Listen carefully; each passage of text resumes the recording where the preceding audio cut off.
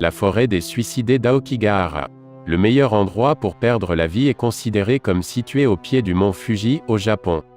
Au milieu de la forêt d'Aokigahara, près de 78 personnes se suicident chaque année. On dit qu'un roman des années 60 en est responsable, car 2 des personnages principaux sautent la vie dans cette forêt dense et opaque. Depuis lors, un grand nombre de suicidaires s'est rendu en pèlerinage au pied de la montagne sacrée. Peut-être veulent-ils seulement jeter un dernier coup d'œil à cet endroit légendaire et mystique avant de se perdre dans l'immensité de la forêt. Le gouvernement japonais ne peut pas l'empêcher, mais en appelle toutefois à la raison des visiteurs en y affichant des panneaux où l'on peut lire des choses comme « C'est un cadeau de valeur que vos parents vous ont fait » ou encore « Prière d'appeler la police si vous ressentez le désir de mettre fin à vos jours ». Dans le parking situé aux abords de la forêt, on trouve de nombreuses voitures dont les propriétaires ne sont jamais rentrés.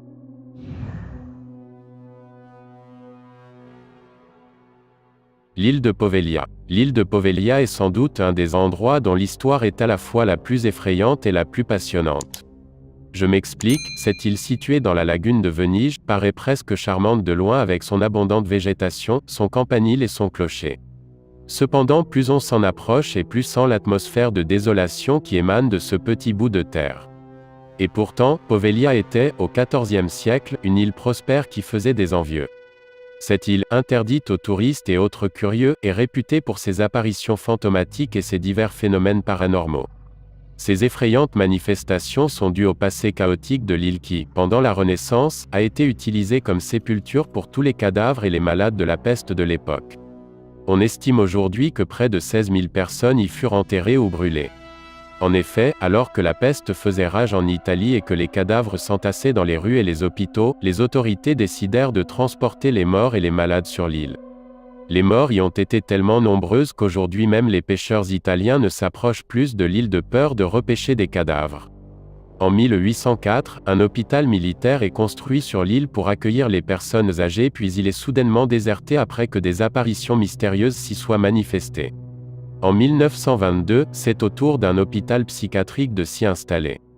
On dit aujourd'hui que le psychiatre de l'établissement s'adonnait à des expériences affreuses sur ses patients les plus malades, comme des lobotomies par exemple. Ce médecin s'est suicidé en se jetant du clocher de l'église, après avoir sombré dans la folie. On raconte qu'il voyait des fantômes et entendait des hurlements. Il fait partie des âmes en peine qui hantent les lieux de nos jours. L'île n'appartient à personne, elle est à vendre, ça vous intéresse ?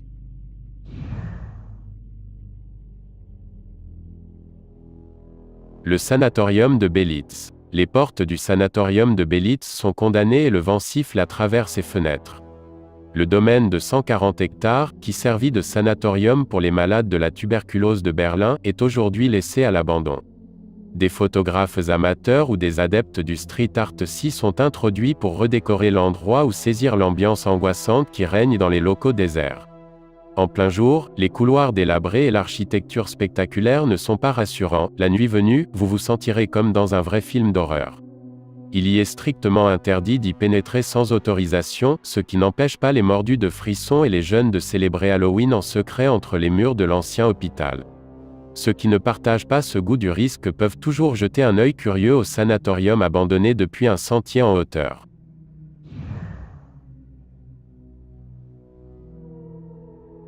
Centralia. À part une poignée de courageux locaux qui ne veulent abandonner leur maison, Centralia est une ville fantôme. Un incendie qui s'est déclaré dans ces mines de charbon, quelques 50 ans auparavant, brûle toujours sans faiblir sous les habitations, plongeant les maisons abandonnées et les rues désertes dans un nuage de fumée permanent. Quand les rayons du soleil s'estompent et que la fumée prend possession de la ville, elle ressemble à une porte vers l'enfer. Sur toutes les routes, le goudron s'est détaché, comme s'y avait forcé l'entrée du royaume souterrain. En 1981, un garçon de 12 ans s'enfonça dans le sol du jardin de sa grand-mère. La chaleur persistante en était arrivée à consumer le terrain de l'intérieur, jusqu'au point où il ne supporta plus le poids du jeune homme. Plus tard, le maire du village dut être hospitalisé pour une intoxication. Ce fut seulement à ce moment que les habitants réalisèrent que leur propre santé était en jeu.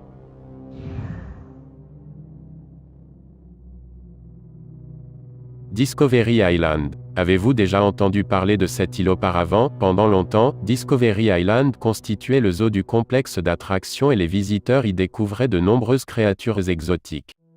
Cependant, des rumeurs circulèrent autour du mauvais traitement réservé aux animaux, et une enquête approfondie révéla près de 16 cas sérieux de cruauté animale.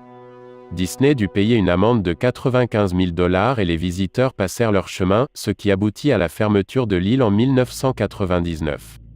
Aujourd'hui, de drôles de phénomènes se produisent sur l'île autrefois sujette à l'émerveillement, on y aperçoit des lumières bien que personne n'y ait posé le pied depuis des années. La nature reprend ses droits. La cage aux oiseaux, qui à son âge d'or rassemblait une immense variété de spécimens, s'effrite jour après jour. On dit qu'une malédiction a pris possession des lieux, que des alligators barbotent dans son lac et que le parc aquatique est aujourd'hui infesté de bactéries. Les visiteurs qui se rendent sur l'île malgré tout déclarent y entendre des bruits bizarres, notamment les cris répétés d'oiseaux qui donnent au lieu une atmosphère aussi horrible que les événements qui s'y produisirent.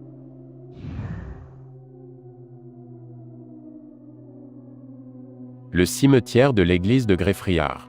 L'ancien cimetière écossais de Greyfriars Kirk, à Édimbourg, est définitivement l'un des endroits les plus effrayants du monde, même en plein jour. Situé au milieu de la ville, les défunts y reposent depuis le XVIe siècle et depuis lors, les histoires les plus incroyables ont vu le jour dans le coin. Les visiteurs et le personnel du site témoignent d'attaques véridiques qu'ils disent avoir subies dans les ténèbres près de la Covenanter Prison, une section verrouillée située au sud du cimetière. L'endroit était une prison en 1679 qui accueillait tous ceux ayant signé un pacte contre la famille royale Stuart en 1638 et furent défaits. Une poignée des détenus fut délivrée ou eut les moyens de s'échapper de leur geôle, mais la plupart des milliers de prisonniers reçurent une mort affreuse ou furent exécutés. L'homme qui ordonna ces condamnations à mort, George Mackenzie, est d'ailleurs l'un des locataires des tombes de Greyfriars. Selon la légende, un jour se présenta à la porte du mausolée un pauvre homme en quête d'un abri. Il s'y faufila à l'aide d'une trappe dissimulée dans le plancher, mais on dit qu'il réveilla alors l'ignoble commandant d'entre les morts. Depuis lors, il y eut de nombreuses rumeurs portant sur des visiteurs ayant été blessés ou perdu conscience près de sa tombe. Cependant, il en faut davantage pour effrayer un Écossais. Les habitants proposent même des visites de nuit du mausolée fantôme.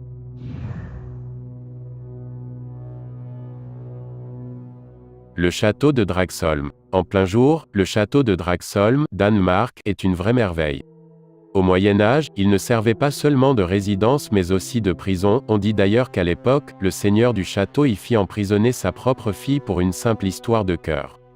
Elle mourra de faim, de l'autre côté des épais murs de pierre, et hanta ses couloirs depuis lors. Lorsque des travaux de rénovation furent conduits, il y a de cela 70 ans, le squelette d'une petite fille habillée d'une robe blanche fut découvert.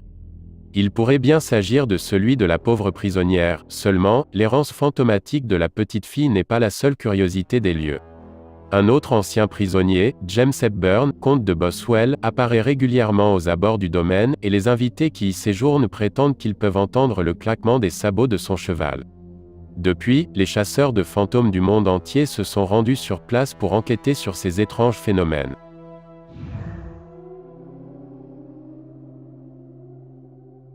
L'île aux poupées. Au sud de Mexico, la capitale mexicaine, les fans d'horreur trouveront une île qui donne la chair de poule à chacun de ses visiteurs. La légende raconte qu'une jeune fille se noya aux abords de l'île dans d'étranges circonstances.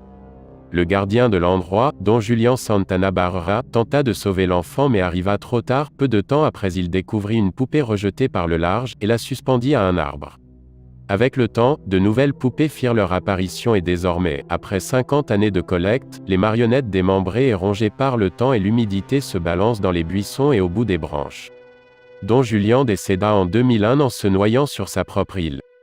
Depuis lors, cette dernière est devenue une destination prisée par les mordus de frissons morbides, peuplée de poupées terrifiantes au regard vide.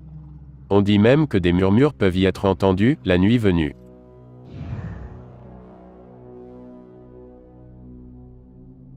La ville fantôme de Craco en Italie. Les magnifiques villages et cités anciennes qui émaillent les routes d'Italie ont contribué à en forger la réputation. En se baladant par exemple dans le vieux quartier et les ruelles étroites de Sienne, on ne peut que se sentir comme dans un rêve, du linge éclatant pend aux fenêtres, les locaux gesticulent en parlant d'une voix forte pour accueillir le facteur. Ces scènes traditionnelles ne sont plus qu'un souvenir vieux de plusieurs décennies à Craco, au sud de la botte italienne. Entre 1959 et 1972, de nombreux tremblements de terre ont secoué le village et l'ont fait s'effondrer petit à petit. Les habitants, qu'ils le veuillent ou non, durent se mettre en quête d'une nouvelle maison. Les bâtiments en ruine, les ruelles désertes et les pierres éparpillées un peu partout ont fait de la cité une destination prisée par les chasseurs de fantômes.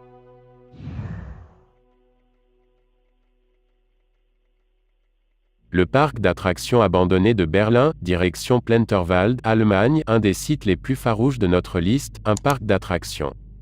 Celui-ci fut en son temps une vitrine de la RDA dont on dit qu'il donna aux citoyens de Berlin-Est des jours de joie et d'allégresse inconditionnelle. Aujourd'hui, il n'en reste plus grand-chose, le parc ferma ses portes il y a 12 ans de cela.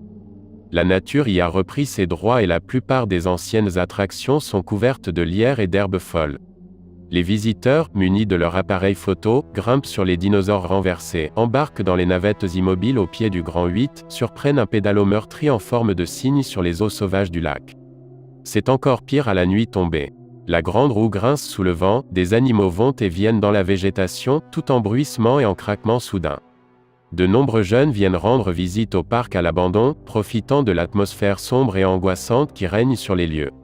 Cependant, l'entrée est strictement interdite, et une patrouille de sécurité veille au respect de cette règle, ce qui n'empêche pas d'en faire une des attractions les plus célèbres d'Allemagne, et ce, sans même avoir fait un seul tour de manège.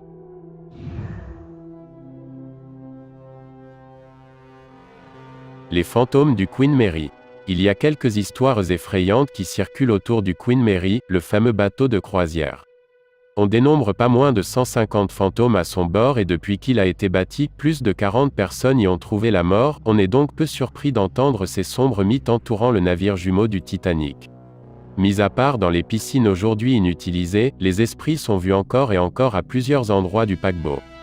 La cabine B340 n'a pas été rendue disponible aux passagers pour un moment, de drôles de phénomènes s'y déroulaient. L'eau s'écoulait dans les tuyaux sans que les robinets ne soient ouverts, et le duvet était parfois arraché soudainement du lit. Aujourd'hui, le bateau est un hôtel, et les chasseurs de phénomènes paranormaux y ont de quoi faire.